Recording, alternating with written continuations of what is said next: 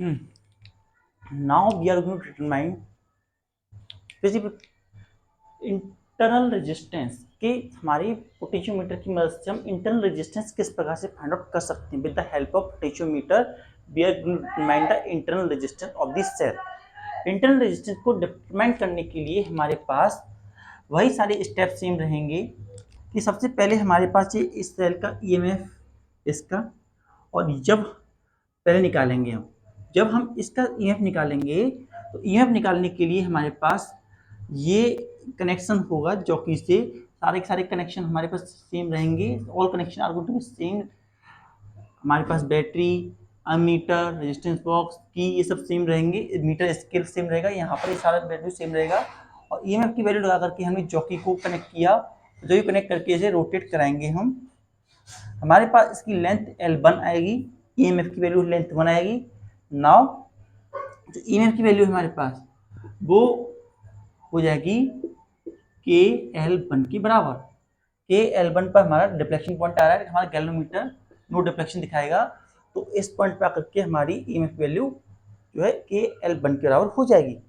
Now second case में अब हम इसे पता करने के लिए सर्किट को क्लोज कर देंगे, और सर्किट को क्लोज करने के बाद में अब हमारे पास गैल्वेनोमीटर में भी कुछ डिफ्लेक्शन आएगा। अब जब हमारे पास गैल्वेनोमीटर में हमने सर्किट क्लोज कर दिया तो गैल्वेनोमीटर को डिफ्लेक्शन आया, तो हमारे पास इसे हम बी बोलते हैं, लेट अस टेक बी। तो ये हमारे पास KL2, यहाँ पर AJ1 इक्वल टू L1 है, AJ2 इक्वल टू L2 के बराबर है हमारे पास। नाउ अब हम इसमें ये हमारी इक्वेशन फर्स्ट होगी, ये हमारी इक्वेशन सेकंड होगी, तो E अपॉन V जो होगा KL1 अपॉन KL2 गिरा होगा, K से K कैंसिल हुआ, तो E upon V equals to L1 upon L2 के बराबर हमारे पास वैल्यू करके आएगी। L1 अपॉन L2 के बराबर हमारे पास वैल्यू करके आती है। नाउ इंटरनल रेजिस्टेंस की हमें वैल्यू पता है और उसे हम निकालने की कोशिश करेंगे फ्रॉम दिस फॉर्मूला। हमें ये फॉर्मूला याद होगा, V equals to epsilon minus IR, ये फॉर्मूला हमें रिमेंबर है। तो अब इसी फॉर्मूले से हम निकालेंगे। पहले E को हम इधर ले जाते हैं, तो V, हाँ इसे इधर ले आते हैं, इसे ले जाते हैं, तो IR equals to E minus के V, और R की वैल्यू हमारे पास जाती है E माइनस V अपॉन के I की वैल्यू जो है V अपॉन R है, तो I ये V अपॉन R रख देते हैं, E minus V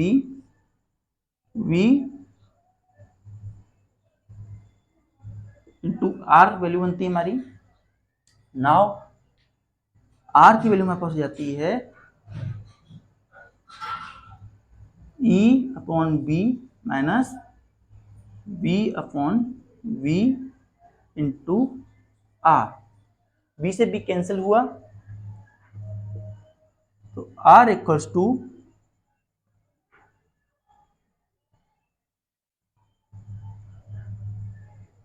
E upon B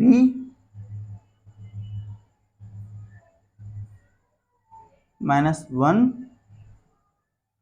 into R, ये वैल्यू निकल के आती है। अब E अपॉन B की वैल्यू हमारे पास L1 अपॉन L2 के बराबर है। हम यहाँ देख रहे हैं E की वैल्यू में L1 अपॉन L2 के बराबर मिली है, तो इसलिए हम L1 अपॉन L2 लिख देते हैं। तो क्या वैल्यू बनती है हमारे पास, R equals to L1 L2 minus 1 into R, और इसको एलसीएम लेने पर R की वैल्यू हमारे बनती है L1 minus L2 upon L2 into R।